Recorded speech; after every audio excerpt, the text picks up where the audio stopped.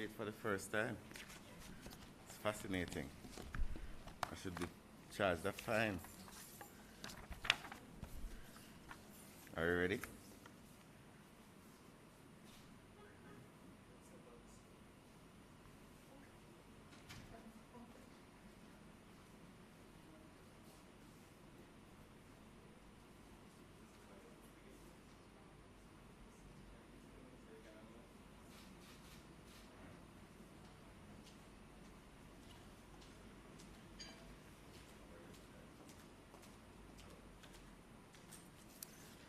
All right, good morning once again, everyone. May I ask you to take your seats as we begin the stream in about 30 seconds, and then we'll start live.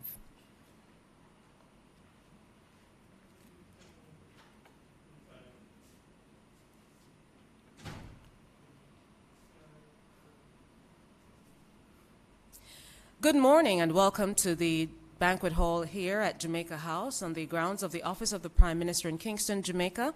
It is Wednesday, April 6, 2022, and welcome to the post-cabinet media briefing. My name is Naomi Francis, the press secretary, and the Minister without portfolio in the Office of the Prime Minister, the Honorable Robert Nesta Morgan, will be taking you through the cabinet notes this week. With us this morning as well is the Minister of Legal Affairs, the Honourable Marlene Malahoo Fort, and to join us shortly will be the Honourable Edmund Bartlett, the Minister of Tourism, who opened the sectoral debate in Parliament yesterday. Along with Minister Bartlett, he has a team from the Ministry, and let me welcome them as well. Mrs. Jennifer Griffith, the Permanent Secretary in the Ministry of Tourism. Mr. Donovan White should be here as well. He is the Director of Tourism. Dr. Kerry Wallace, the Executive Director of the Tourism Enhancement Fund. Ms. Joy Roberts, the Executive Director of JAMVAC, that's Jamaica Vacations. Wade Mars, very early here this morning, Executive Director of the Tourism Product Development Company, TPDCO. Maureen James, the Executive Director of Devon House. Mr. Delano Seavright will be here shortly, as well as Mr. Kingsley Roberts, Gillian Delgado.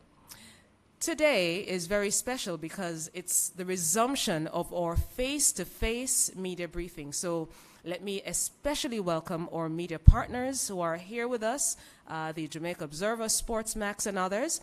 Now, this week as well, we will also entertain some of our media online. We aren't fully going to abandon the online process, but we are happy to see our media partners here today for the resumption of our face-to-face media briefings. And so, without further ado, let me welcome the Minister without portfolio here at the Office of the Prime Minister, the Honourable Robert Morgan, to bring you through the cabinet decisions. Minister.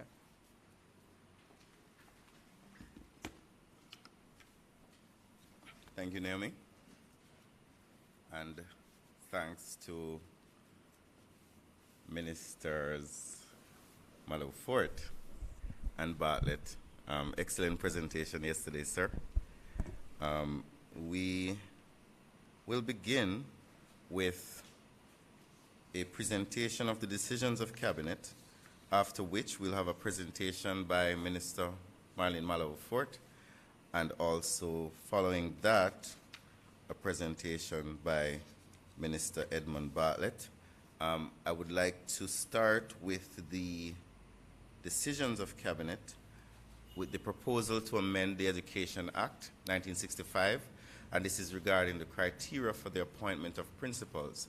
Cabinet gave approval for the amendment of Section 43(1) of the Education Act 1965 and the attending sections of the Education Regulations 1980 regarding the criteria for the appointment of principals. The proposed amendments are to ensure that principals possess the requisite educational qualification and training in line with the current international standards. These changes are geared towards improving quality of leadership and the general management of our educational institutions.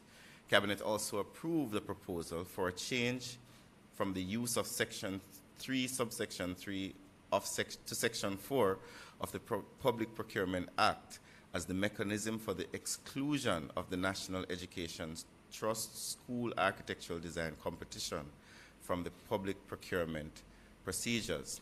There was also the approval for the proposed change by the Ministry of Education and Youth for the use of Section 3, subsection 3, pursuant to Section 4 of the Act 2015 and the Public Procurement Regulations 2018 as the mechanism for the, well, I guess we're repeating it, so we can continue up. There's also the proposal for the transfer of the National Council on Technical, Vocational Education and Training, NCTVET, external quality assurance functions and related matters. Cabinet gave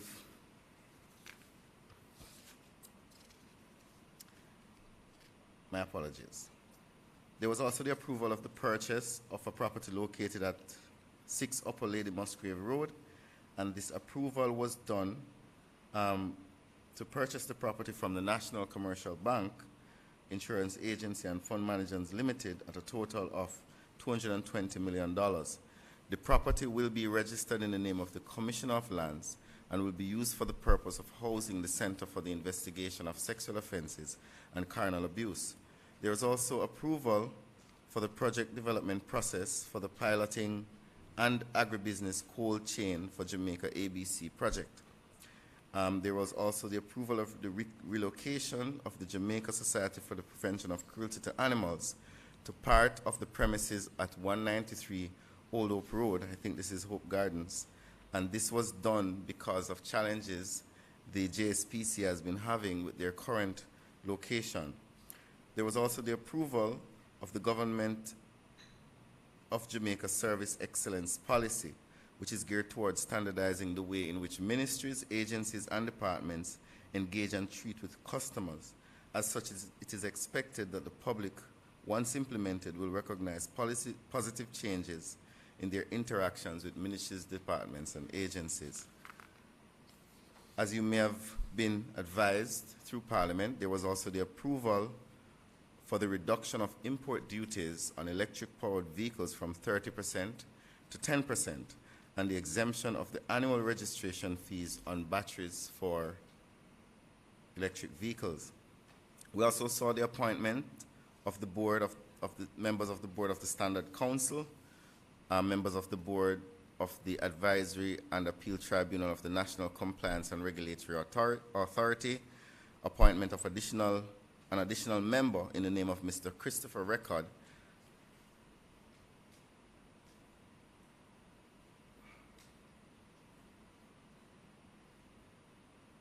for the National Information and Communication Technology Advisory Council. We also saw the appointment of directors for the Jamaica Agricultural Commodities Regulatory Authority, as well as members of the board of the National Export-Import Bank, which is called the Exim Bank. We also saw the appointment of members of the board of directors for the Jamaica National Agency for Accreditation, as well as appointment of members as replacements to previous appointees to the National Council on Education, and members were also appointed to the Charities Appeal Tribunal, as well as the Advisory Board of the Jamaica Intellectual Property Office. As it relates to contracts that were approved, Cabinet approved the award of contracts for a contract for the construction of the administrative building of the St. Anne Health Department for the period of 14 months to Ortega Engineers Limited. There was also the approval of a contract for the provision of administrative services for the Government Pensioners Administrative Services Only GPASO Health Scheme and related services. This contract was awarded at a rate of 5.25% of the first year's premium. Cabinet also approved the award of a contract for the provision of the management services for government employee transportation services to Bloomfield Jamaica Limited for a period of 3 years. And also, Microsoft was also awarded a contract for its Microsoft Enterprise Agreement in the amount of $1,347,000,000.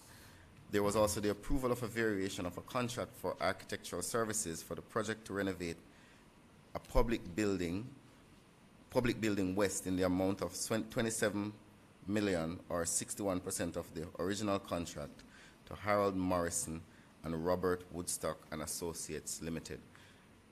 Therein endeth the readings of cabinet decisions, contracts, and approvals, Minister.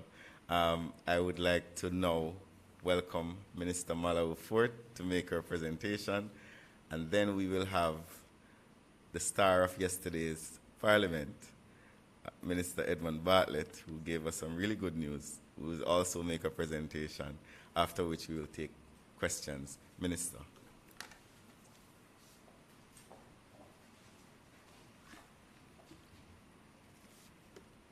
Thank you, Minister Morgan, Honorable Edmund Bartlett, our House Leader and esteemed Minister of Tourism. Distinguished ladies and gentlemen, members of the press, good morning. I know that everyone is wondering about the constitutional reforms that seem to be among the most topical issues in the nation. I should like to tell you that when my time comes to make the sectoral presentation, you will hear the details of what is to come. In the meantime, I should like you to know that the Constitution sets out its own process for amendment, and we cannot deviate from it. The commitment of the Prime Minister to transition Jamaica away from a constitutional monarchy is one that will be kept. But I know persons are wondering whether we will have it done in time for the celebration of Jamaica 60. Unfortunately, the procedures set out in the Constitution will not permit that timing to be met. I know many of you have looked on Barbados and are wondering whether it can be done as simply and as easily as it was done there. Well, they have different constitutional provisions.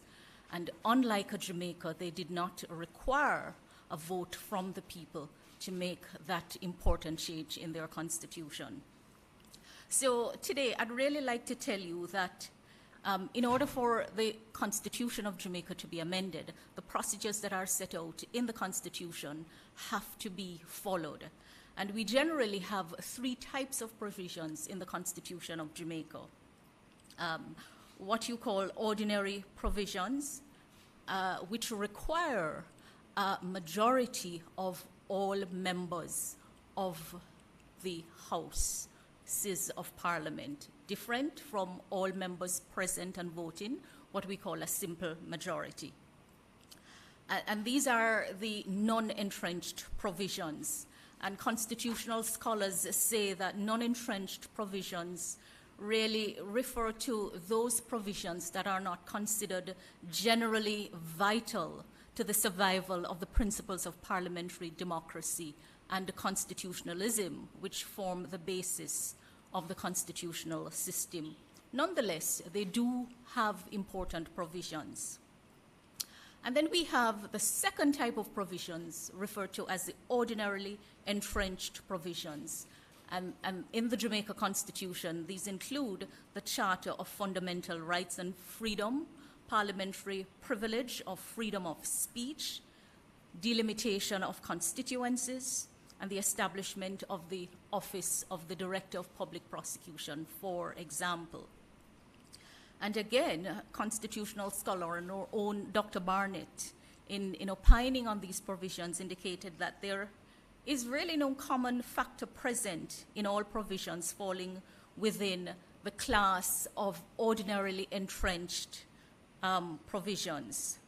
But they can be said to be those that are concerned with safeguarding individual liberties and the rule of law and the protection of the executive from domination and political pressure of persons having special responsibilities.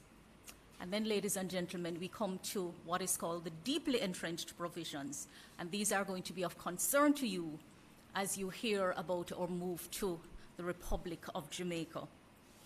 Section 49 tells you what has to be done in order to make an amendment to these provisions, and also which provisions fall in this category.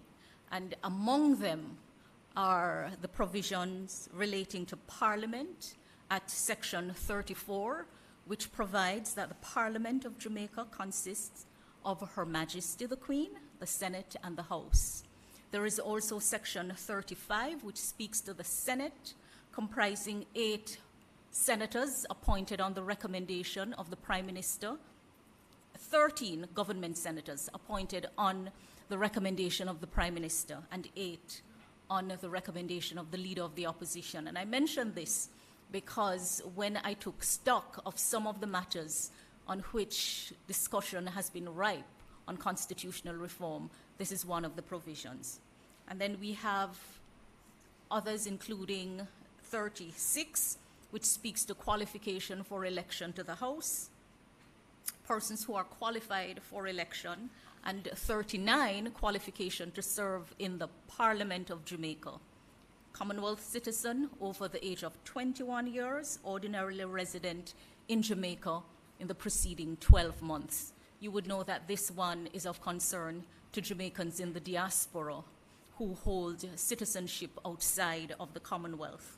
And then there is also Section 68(1), which speaks to the executive powers being vested in Her Majesty.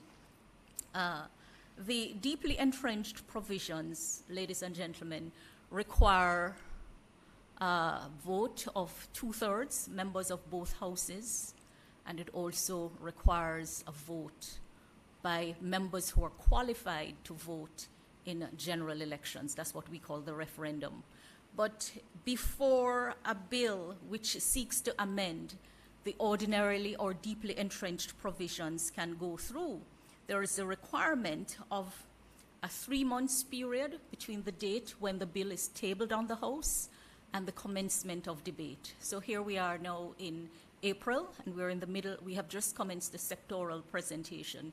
Even if the bill were to be tabled, you'd have May, June, July before any debate could commence, because that is what the Constitution says. And then after the debate is concluded, you would also need another 3 months before the bill can be passed in the House. So if you take away nothing else, is to understand that we have to go through a constitutional process to achieve the goal of moving Jamaica from a constitutional monarchy to a republic. And in Jamaica, we have constitutional supremacy. Whatever we do must be in accordance with the Constitution, and I think by now everybody kind of understand that. I will be available for your questions when that time comes. Thank you, ladies and gentlemen. Thank you, Minister. I think that was a very important presentation, as there have been questions from members of the media over time about the process through which Jamaica seeks to ask the public the question of whether we should become a republic or not. I would now invite Minister Edmund Bartlett to make his presentation. Minister.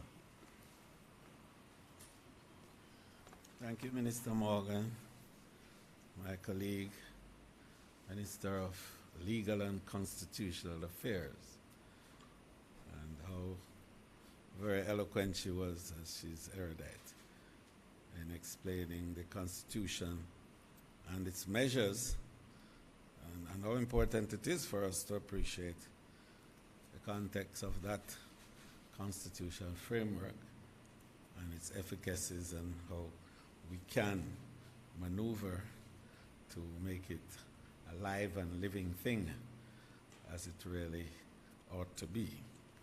I want to thank the media for coming out this morning to hear one or two items of perhaps explanation, if not extrapolation, or clarification, or indeed extension of the thoughts and ideas that we had expressed yesterday during my budget presentation. I think that what we sought to do was to create and present a report on the performance of the industry during the pandemic and the elements of the pandemic that we've had to manage so far, given that the pandemic is still officially not over. Unofficially, the world is moving on, but officially it's not over.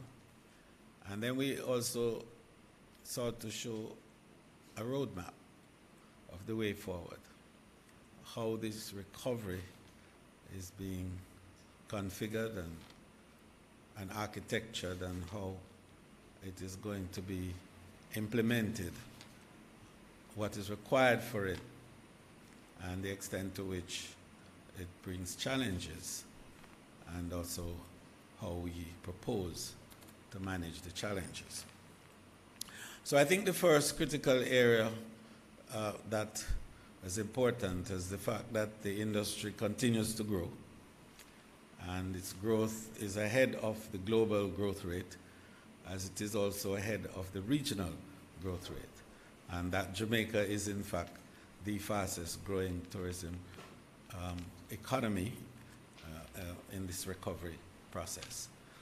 And we say that fully cognizant of how DOMREP is recovering and how Mexico is recovering. These are our two main competitors within the Caribbean space. So we expect that the recovery in terms of visitor arrivals will be between 2023 and 2024. We're expecting at that point to have eclipsed arrivals to some 4.5 million, just a little over the 4.3 that we had in 2019. But in terms of the earnings, we will be close to $5 billion during that period. So we expect that earnings would, by the end of 23, surpass the earnings of 2019.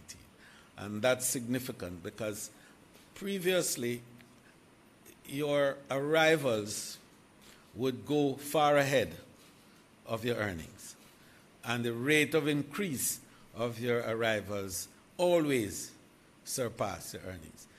This is a unique situation for Jamaica, that our earnings are surpassing our arrivals by way of rate of growth. And that's a very significant matter because it has implications for your foreign exchange earnings in the country. And it has implications also for the revenue that we generate for the Consol Fund. As you know, we are very consumer-oriented. Tourism has the highest propensity for consumption of all industries. And once it grows, it then makes all other industries grow, because what it does is to feed on the output of all the other industries in the country. So it is little wonder that the recovery of tourism has been so intricately tied to the recovery of the GDP and the growth of our GDP. And so that in all the 4 quarters that the country has shown economic growth, that growth has been led by tourism. Now, to enable the recovery to be sustainable, we have to contend with global disruptions which are continuing. The main one being, of course, the pandemic. But the result of the pandemic, and yesterday I spoke about the environmental scientists who gave us a kind of description of what this Anthropocene era has been doing to us as a result of the pandemic, that it has caused a pause. The world, for 2.5 years, did very little. The production processes almost came to a halt. The transportation arrangements, the logistics, and all of the related activities that enable the movement of goods and services and international trade literally came to a halt. So the resources that are available to countries are by and large resources that are indigenous to those countries. And countries like Jamaica, that has a high propensity for import, where our whole development and whole economy is based on import. We are going to be challenged, and we are being challenged now. So this entrepause that the scientists talk about, that enabled a refreshing of the world in a way, environmentally, but it caused serious disruption in terms of supplies. And that supply disruption has also affected human capital. So the workers of the industry, for example, who were in large numbers, 170,000 of them, and we lost 130 during the disruption, but 90% of them have come back. But guess what has happened? Those 90 that came back have been drifting out because they are being recruited now by the international world, where they are having the same level of disruptions that in supply that we're having. So they're after our staff, and they're doing a good job at it. We have lost 20,000 tourism workers in the last year and a half to international recruiters. And it's not a painful thought, because we train them to be both mobile and portable. So we gave them the certification, they have the skills, so they are now portable. They can work anywhere in the world. So we're happy about that. But what it does is to drive a new challenge for training and development of more and more skills. And we're trying to do that. But in the meantime, we have to be careful, because we are at risk of offering a lower level of service if we're not careful, and less efficiencies in our system, and that will impact our competitiveness. So that's one first area of concern that we're working through. The second one, of course, has to do with the actual goods themselves, the agricultural supplies that are needed in the industry. And we're, as I said, we're highly consumption-oriented, 24/7. And the consumption pattern of the tourist is 3 times that of the local. So when our agriculturalists have to produce now for the 3 million Jamaicans eating every day, you have to now consider supplying another million at least on a daily basis. Because if you get 3 million visitors, even 4, it works out to be about 1 million per day that you will have to feed. So you now have to produce for 4 million. So that challenges your productive capacity. And so we have to move toward it.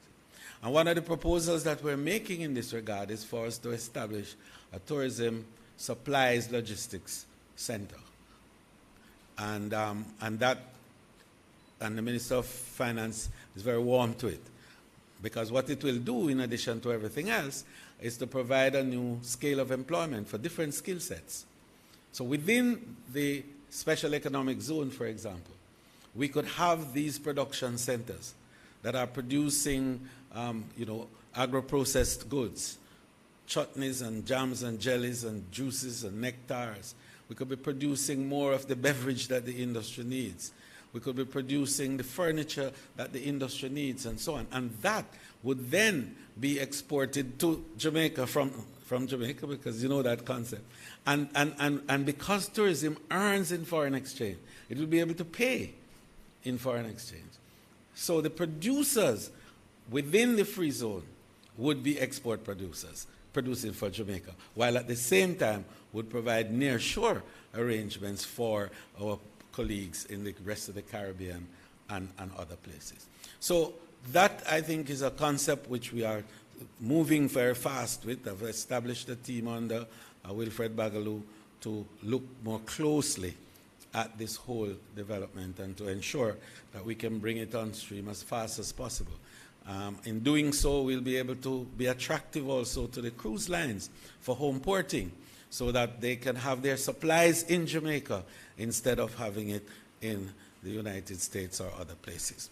The second area that we have to consider in terms of trying to bridge this supply chain gap is on marketing. And I think the Director of Tourism has been charged with the responsibility to build out the technological capabilities of our JTB to drive, the digital marketing arrangements. He's done a great job of this. He's worked with Amadeus and other platforms in doing very significant work in the marketplace to track the response to Jamaica in various places, impressions that people have of Jamaica. And just recently when we went to the Middle East for the engagement in that market, he was able to present to Emirates the fact that there were more than 800,000 impressions of Jamaica in the Middle East, which was a strong point to convince them that, yes, you can fly to Jamaica because you can get a full flight. So marketing is something that is a big cost for countries like Jamaica and us in the Caribbean. And we have had what we call international and foreign representation. And that's been a source of leakage too for the earned dollar. But with the technology now, we are able to do that in Jamaica. And we'll be able to do that also in a free zone space, not just for Jamaica, but for the entire region. Procurement, that's another big area. And the cost of procuring. And we can do that here. And we can set up our own logistics company in Jamaica that can supply what the requirements of the rest of the areas are. So this is a new and exciting area that we can explore, which will create new jobs for us. But it also helps to give a broader perspective of tourism, where traditionally it is felt that we are just really about, wonderful servers in hotels and so on and so forth. Tourism is much more than that. And the third area that I wanted to touch on in helping to bridge that gap is the building of knowledge. Knowledge is the new driver of this era. And the elements of knowledge is in data gathering, data mining, data analytics, and the use of data to make decisions, to make management decisions, to create efficiencies, to create efficiencies in allocation and in application of resources, and also to measure the return on your investment and to manage your process. And so we are spending a lot of time in building out the capacity to mine and generate and analyze data. The Tourist Board is being recommissioned. In fact, we just finished a management audit on the board, and in short order, we're going to do a restructuring to focus more on intelligence gathering, market intelligence, and our ability to utilize better data for greater efficiency, to reach more markets, and to be able to measure daily the impact of our advertising spend on the returns to the country. We also, within the Tourism Enhancement Fund, established the Innovation and Risk Management Division, which is to deal primarily with ideas management and garnering of ideas. We're putting a $31 million there for young people all across Jamaica who have ideas but have no financial backing. Ideas about how do you create new tourism experiences. Ideas of what it is that you can convert into material goods that people can use. Because that's what we do in tourism. We consume everything that your mind can generate. Because we respond to the passions of people. People travel to fulfill their passions. And it's amazing what these passion points are. So every time we travel, people ask what's new, what's different. And the only way to know what's new and what's different is to generate new ideas. And innovation is born from new ideas. So we want to invest in new ideas and to connect ideas with commerce and to connect ideas with process and to give our young people a chance.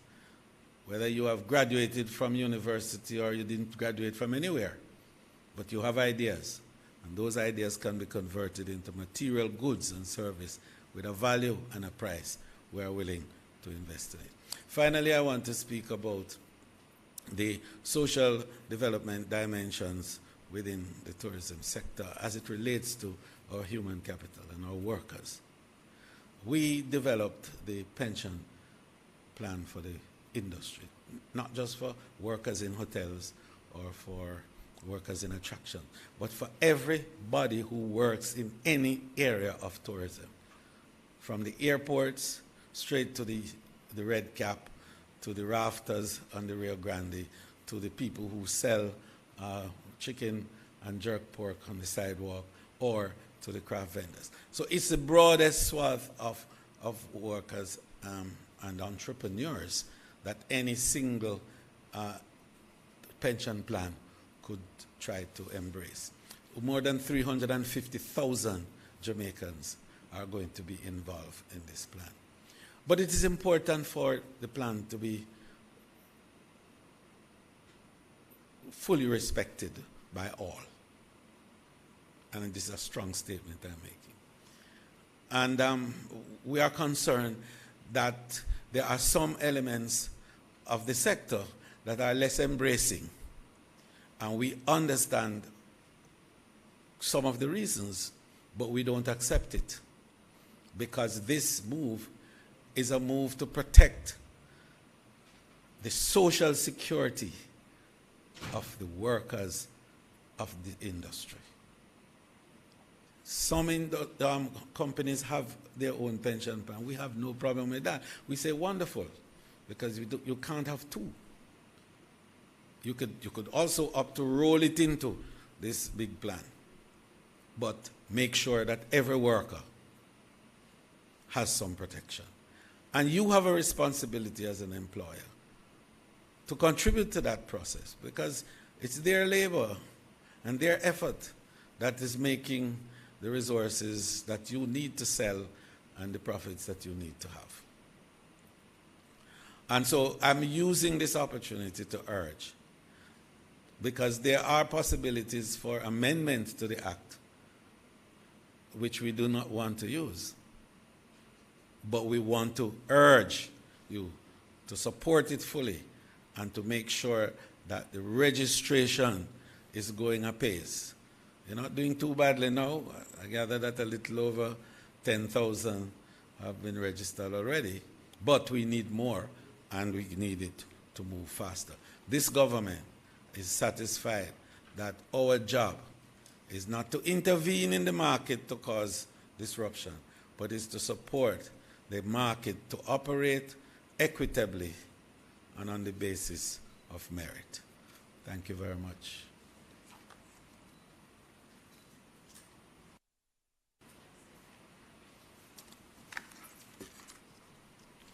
Thank you very much, Minister. Comprehensive. Following on your wonderful presentation yesterday, we will now open the floor for members of the media to pose their questions to either Minister Malahoo Fort or Minister Bartlett. Please start by identifying yourself and your media house, and we will take your questions. Naomi? Minister, thank you so much.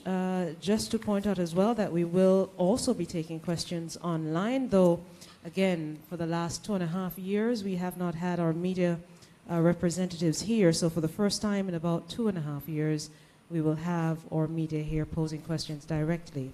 Online, we have Nationwide and Or Today, and here present with us, we have our media representatives from a variety of media houses. So again, the minister has asked that you raise your hand and then identify your media entity. A mic will be provided to you, so you'll be able to do that.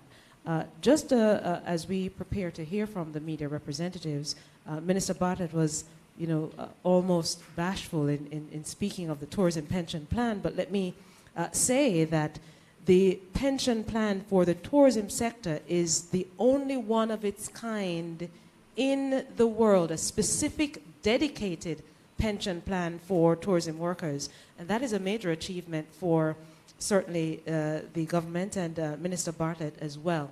And so are there any questions online or here in the banquet hall this morning? There we go. We have one. Go ahead, please, Mr. Hall. Arthur Hall from the Jamaica Observer. Minister Morgan, I have two questions. First one for you. You announced about 8 boards that Cabinet has approved, but we're understanding that there's no advisory board in place for the Jamaica Information Service. When will an advisory board be in place for the Jamaica Information Service? And on what basis will you replace the CEO whose contract was not renewed April 1?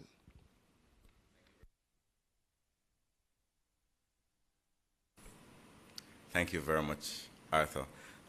The Jamaica Information Service Board is in the process of being, advisory board rather, is in the process of being impaneled. There's been suggestions to the Prime Minister and others as to who should. You will hear the members of the advisory board.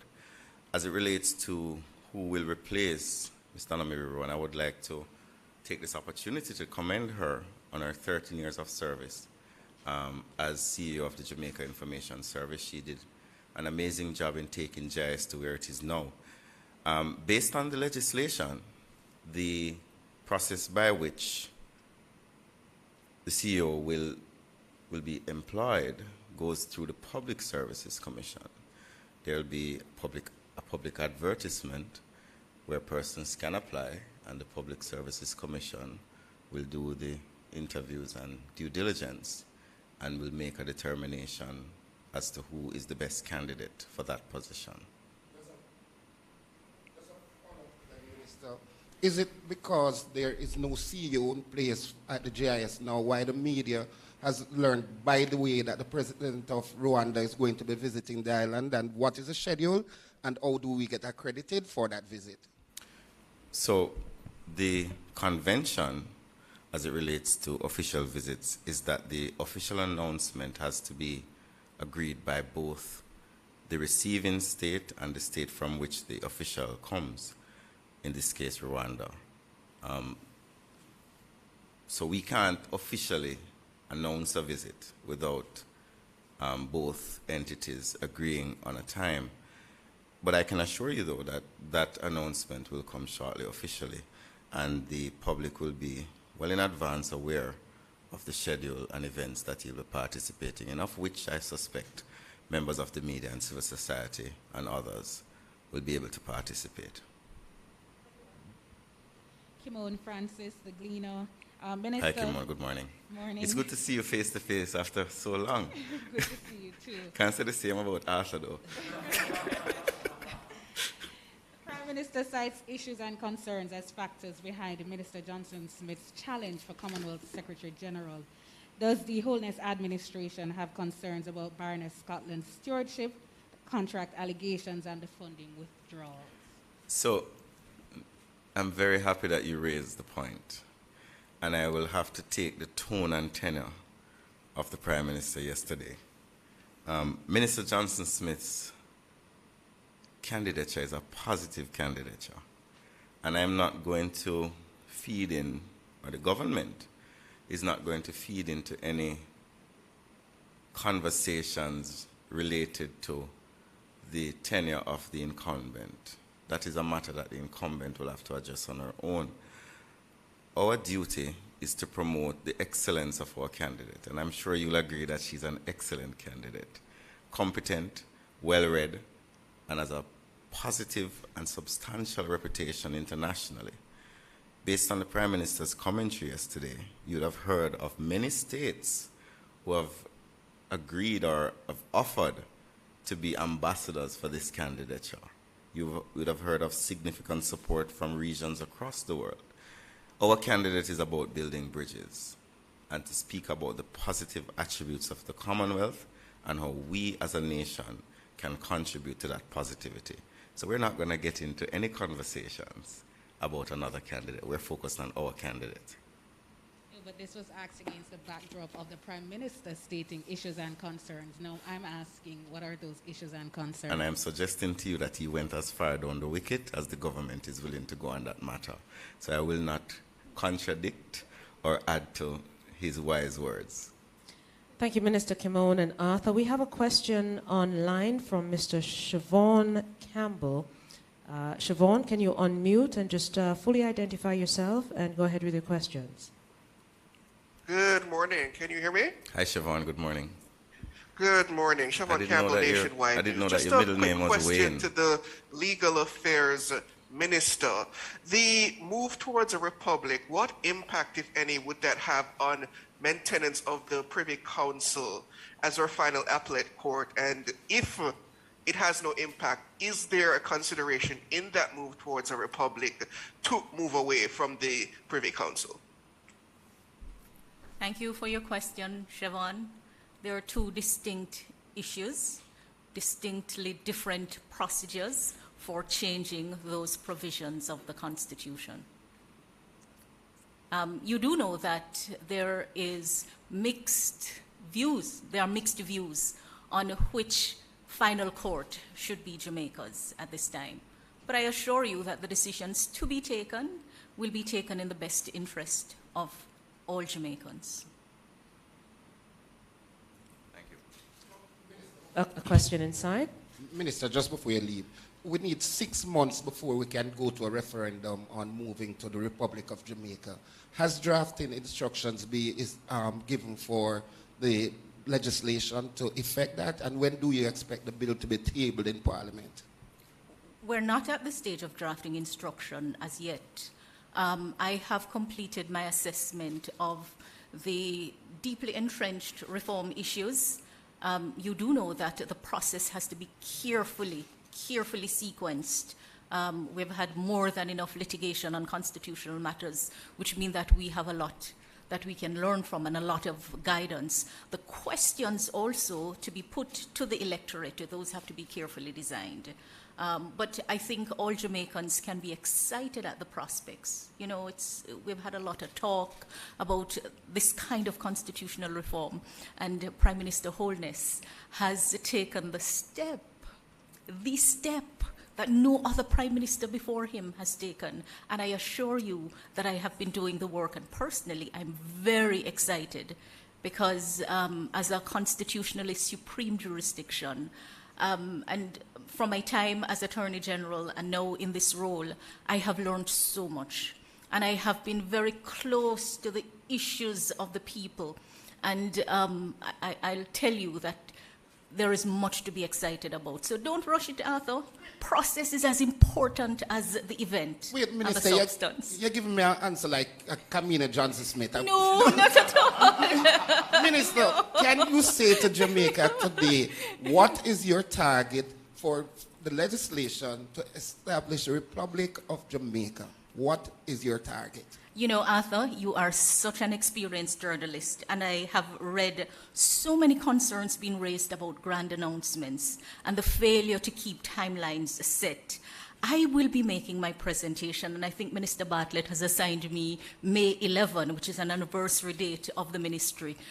By that time, I'll have much to tell you. No, you can't ask me to be so indisciplined, because policy is not decided by a minister at the podium, nor is it decided in the public space. And if we're going to honor the Constitution, then at least let's honor the processes and the procedure. As excited as we are.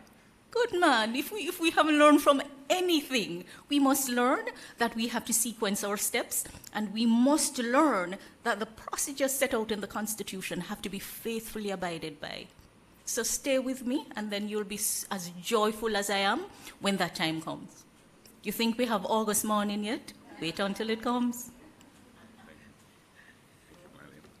Kimon, yes? I guess now we all know why she has been given custody of the process. Hi, Kimon. Minister, is the government pressing for sanctions against the leadership or staff of the Transport Authority over the Christmas party held in December? And will the government's treatment of several ministers who floated the DRMA at Shensia's album launch undermine its own authority in this case? Party? Could you... As reported by the Gleaner. Oh, I did not see that report. Transport Authority. It would be challenging for me to comment on something that I've not seen. Really, Minister? I did not see it. I can comment, however, on the the ministers, and I will say to you that the Prime Minister didn't make a comment in Parliament on that matter, and he did present a possible or an approach by which the ministers should participate. And I will confirm to you that the ministers have been very willing and cooperative in that approach. I suspect Minister Grange will announce soon where those funds will go and the rest of that story. But as it relates to transport authority, it's something that we need to look at. So you're saying that they breached the DRMA? That should be a police matter, though, don't you think? I think so. I mean, they are the constituted authority on that. I mean, I would not, even if I'm aware of it, be able to pronounce on that if it is against the statute, which I cannot confirm because I didn't read the story. My apologies. Next question. Good morning, Rondine Williams, JISTV. In a follow-up for the question asked by the Jamaica Gleaner, the Antiguan Prime Minister Gaston Brown described Jamaica's decision to appoint its own candidate as a monumental error which could divide CARICOM. Is the Jamaican government willing to withdraw Kamina Johnson-Smith's nomination if it poses a problem to CARICOM colleagues? So, thank you very much. Jamaica is a sovereign democracy. What that means is that Jamaica has a right and a responsibility towards its citizens and itself to push forward an approach that is in the interest of Jamaica. That interest also takes into consideration the regional associations and international associations that we're a part of. And I don't think that there is any evidence of a division in CARICOM. As a matter of fact, as we speak, the Prime Minister is currently engaged with his colleagues. You would have heard that many states, both in the region and outside of the region, have come on board with the candidature of Kamina Johnson-Smith. What that says to you is that Jamaica's decision was sensible. It's a decision that was well thought out, recognizing the tremendous support that the candidature would have. As it relates to whether Kamina will withdraw, emphatically no. We, as Jamaicans, and I make this comment generally, must recognize that since 2016, since I have been here associated with the government, the Prime Minister and the government has enacted and embraced and pushed forward a very pragmatic foreign policy, a policy that seeks to build bridges, to form collaborations with states all across the world. It is for that reason that so many of them have stepped up and endorsed Kamina Johnson-Smith. It would be very unwise, I think, for Jamaica's foreign policy to be determined by an external force. And I don't think that it would even be sensible for us to even contemplate that sort of approach. Thank you very much. And I would love do you know that Minister Madaufur used to be in the Ministry of Foreign Affairs? But I want her to come and add something to the conversation. The state of Jamaica is different from the government of Jamaica. And it is an important distinction in international law. And I know that news stories thrive on controversy and contrarian perspective. I'd like to invite my fellow Jamaican journalists to carry positive stories about this candidature. I mean, every contest has its issues, and there are no guarantee. But I think we should be justly proud that at this time, Jamaica is able to field a candidate on which there is no divergence in perspective as to her competence to lead the organization. So let us not feed into the other issues. There are genuine concerns, but I invite you, for Jamaica's sake, especially in this our 60th year, let us be proud that we have someone that we can field as a candidate.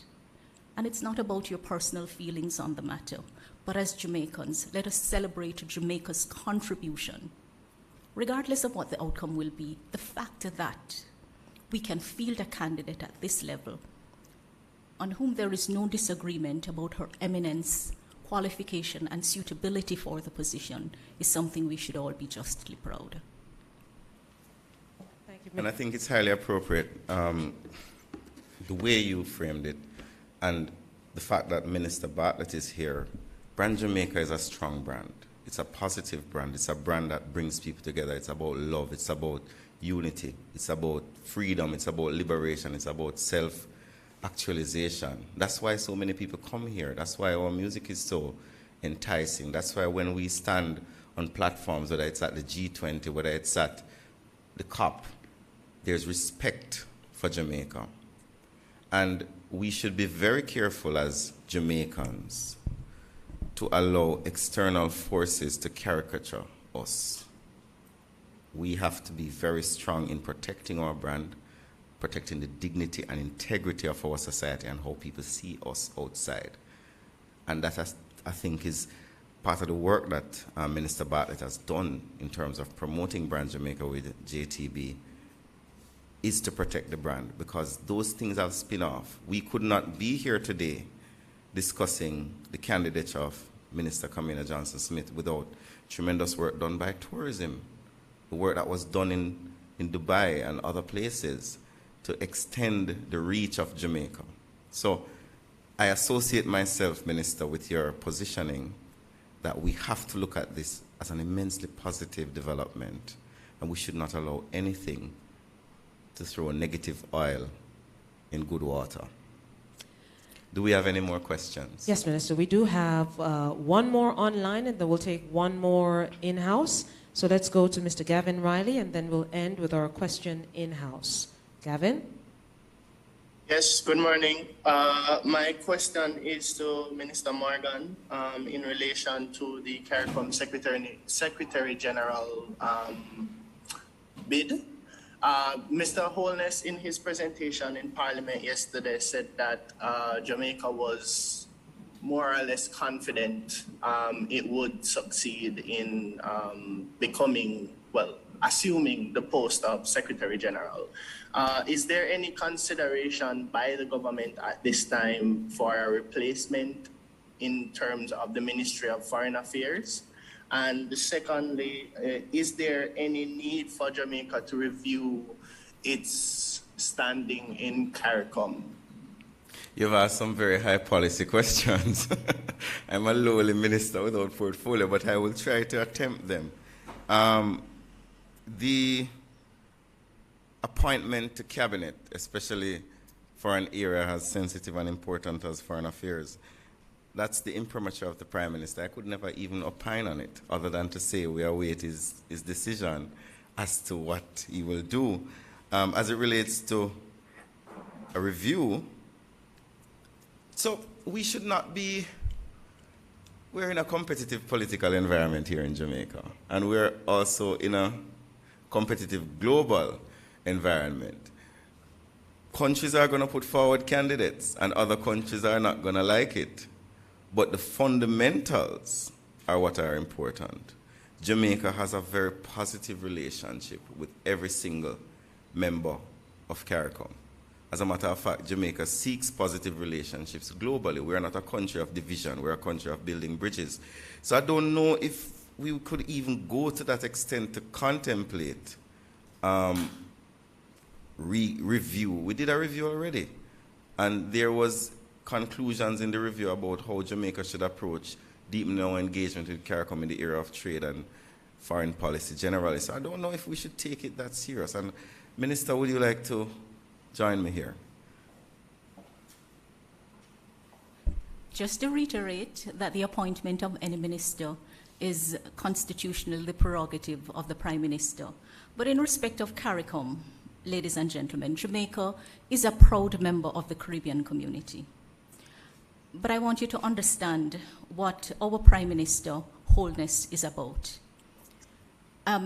Placing the interest of Jamaica first, even in a regional context, is an indication of the importance that he places on ensuring that Jamaicans can realize their goals.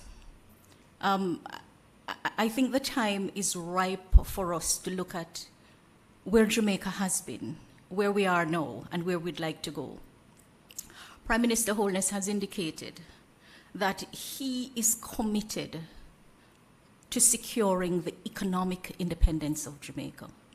He's committed to ensuring that people can earn a living that is decent. There are foundational issues that we must get right, and for a long time, the economic foundation of the nation has been in a shambles. And I think not one Jamaican has escaped the negative consequences of the economic problems that Jamaica has been in for many, many years. And so I would like you to join the government led by Prime Minister Holness in getting to that place of understanding that time has come for Jamaica to put Jamaica first. And this is not to say that we cannot be part of a region. We don't have a CARICOM parliament, you know, ladies and gentlemen, unlike the EU that has a European parliament and members of the European Parliament. It's a little different community arrangements that we have here. So let's not get into the trap of pitting CARICOM against Jamaica, because at the end of the day, everyone gets to government domestically through democratically held elections. So I go back to say, let us celebrate this moment.